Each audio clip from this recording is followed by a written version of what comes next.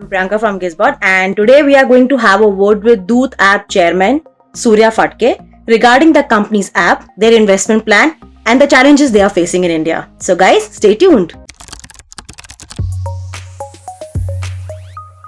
So, tell us about your app, Surya. So, firstly, Priyanka, thank you for having me. So, our application is called Doot. It's Hindi for messenger. And our vision while starting out was very, very clear that why don't we create something which is able to message your identity in real time in the real world. For example, if you're at the airport, you don't have to carry your passport and or your Aadhaar card anymore. You could just use your mobile to do it.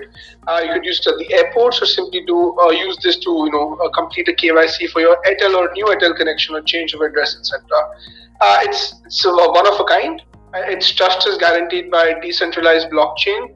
And by one of a kind, I mean it's probably the first in the world and definitely the first in India to do this.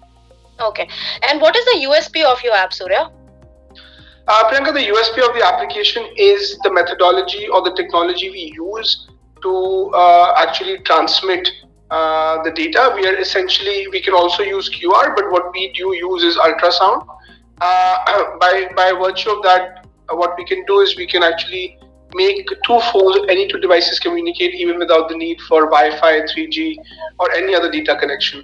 So, how does this help in the real world? Now, India is a country of a vast geography and definitely lots of areas with blackout zones where there is no data connectivity available because of lack of Wi-Fi or lack of mobile network operator being present in that area. So even in those zones, users or citizens of the country can actually use our application to prove identity and message between themselves.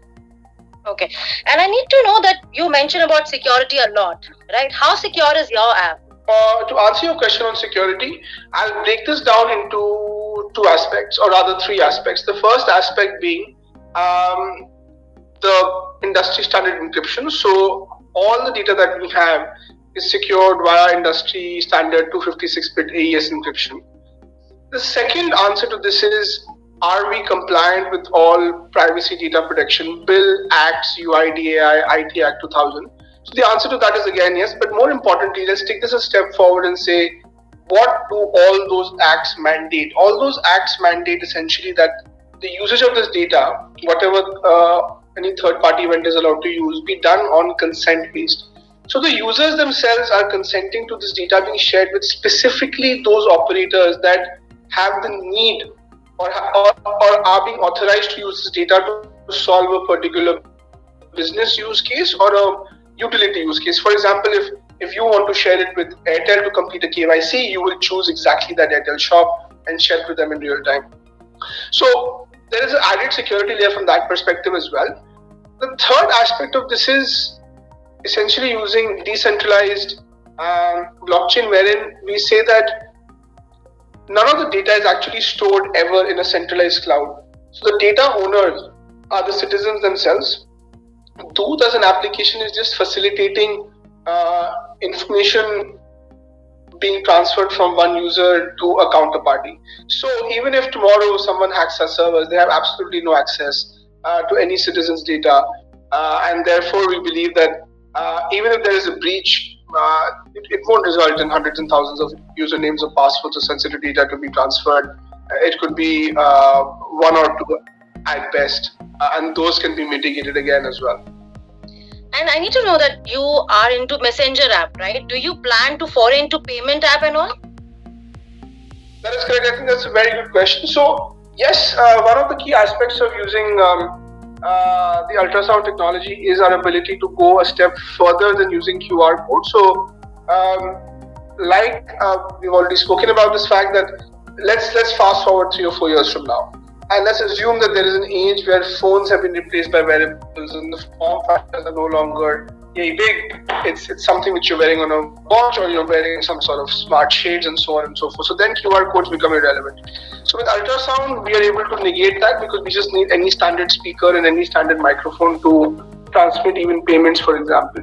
So yes, the plan is, and in fact, like I mentioned earlier, that by the end of the year, we should have we're developing a payments portal on top of the NPCI, and we should be able to at least test it or be in the market before the end of the year. Before the end of this year? That is correct, yes. Okay. What else we can expect from Doot? A payment app. What kind of investment plans you have? How much invested you have? How much invested you have, and how many investors you are planning to bring this year? Priyanka, our investment portfolio has been close to $1 million that people have invested into us. It's typically been done in-house through bootstrapping. This year, we would probably look to get in about $2 million USD. Nothing much more than that, because like I've always said, that we're already profitable and we like to run our ship like that.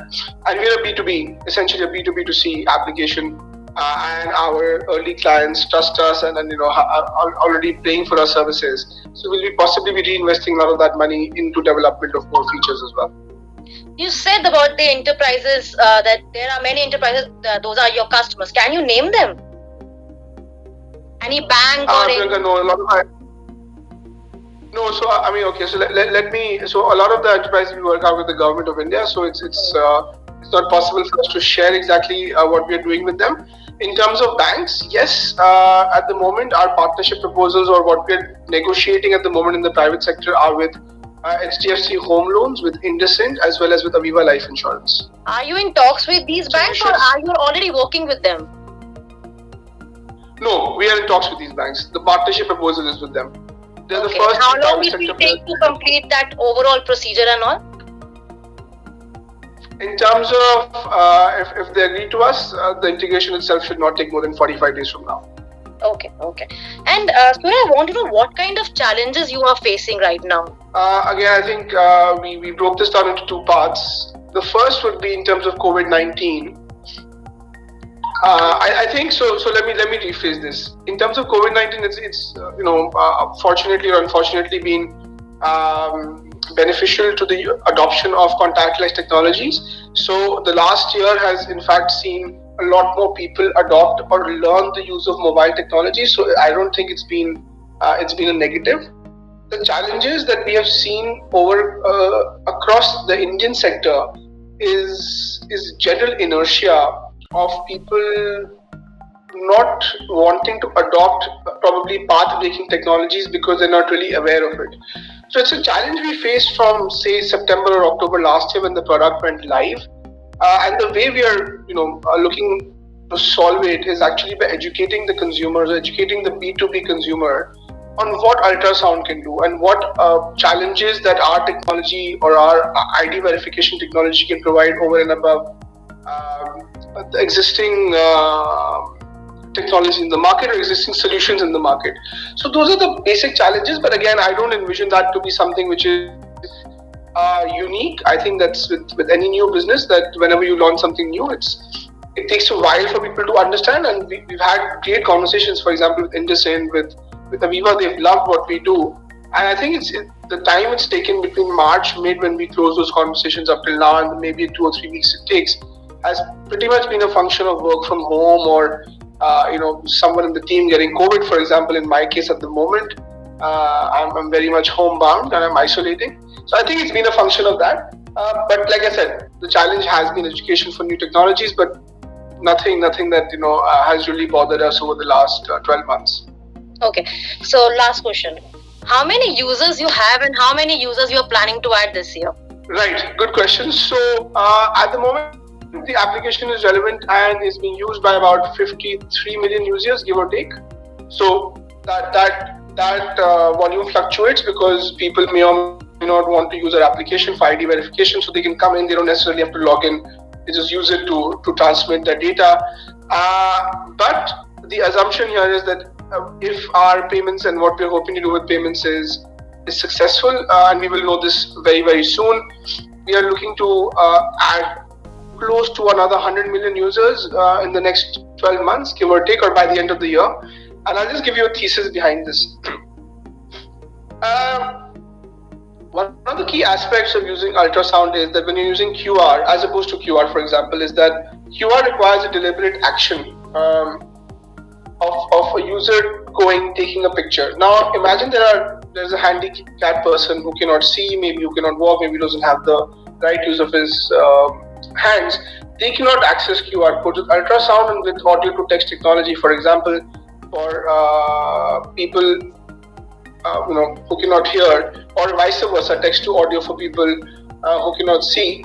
Our technology can be used for financial inclusion of close to 100 million plus citizens of the country that can then access at least basic financial services and payments and become feel more inclusive, and become socially relevant in this country. And I think that's going to be the core focus, and that's the thesis of why our number projections are what they are. They're a little ambitious, but as you can see that we are a startup and we are very confident of what we do from the feedback we've got.